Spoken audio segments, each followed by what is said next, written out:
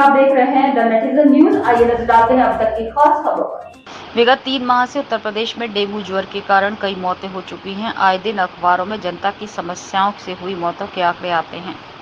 उत्तर प्रदेश, बिहार से दक्षिण भारत के कई राज्यों में इन दिनों डेंगू के कारण हालात बिगड़ने की खबर है। कई राज्यों में रोजाना डेंगू के मरीजों की संख्या में तेजी से बढ़ोतरी हो रही है।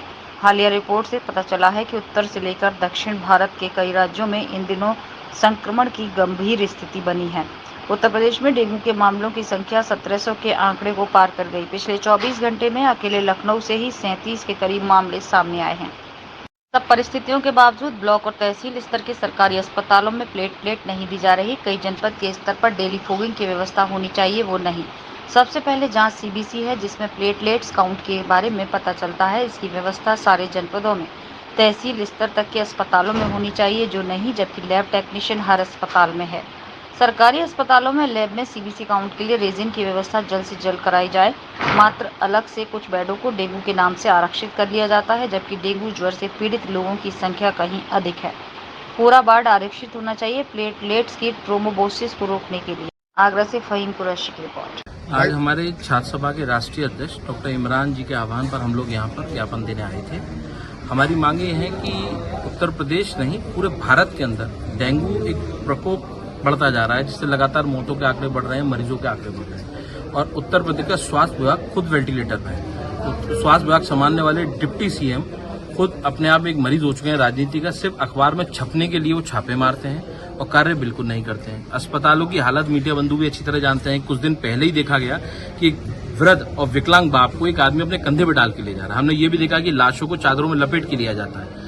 हालत इतने खराब है, फॉगिंग की कोई व्यवस्था नहीं है, गंदा पानी चारों तरफ भरा पड़ा हुआ है, मलेरिया भी लगातार पैदा हो रहा है और सरकार के पास व्यवस्था नहीं है बेडों की। चंद बेड अस्पतालों में आरक्षित कर दिए गए हैं दिखाने के लिए, जबकि ये आंकड़ा उससे कई ज्यादा है। तो हमारी मांग है स्वास्थ्य विभाग से कि जल्दी जनता के हितों में फैसले ले, जल्दी काम करे। अगर नहीं मानेगी तो हम बड़ा आंदोलन करेंगे स्वास्थ्य विभाग के खिलाफ।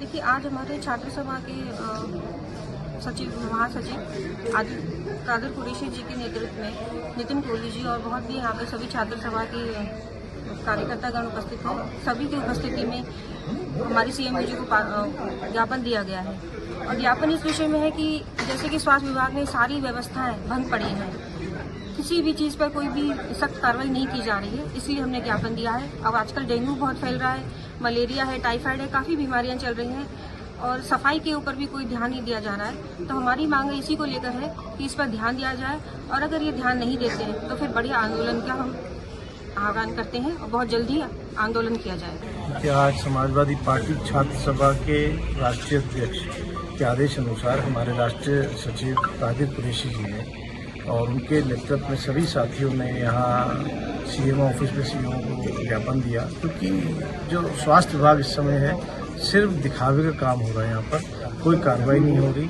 छापा मंत्री जो है सिर्फ छापा मारते हैं, वो भी मीडिया के छापास के लिए। अन्यथा डेंगू में फॉगिंग होनी चाहिए, सर्दी आ रही है, फॉगिंग नहीं हो रही। कहीं भी आते देखिए जितने लोगों की प्लेट्स कम हो रही थी, यहाँ ब्लड के यूनिट्स कम है। सारी व्यवस्था सब पूरा स्वास्थ्य विभाग ही चौपट में है। अगर हम यहाँ आगरा की क्या बात करें, पूरे उत्तर प्रदेश की बात करें तो स्वास्थ्य विभाग चौपट में है। इसकी वजह से हम लोगों ने यहाँ ज्ञापन दिया है। अगर सीएम साहब सुनवाई नहीं करते तो बहुत जल्द एक बड़ा आंदोलन करेंगे। ठीक है।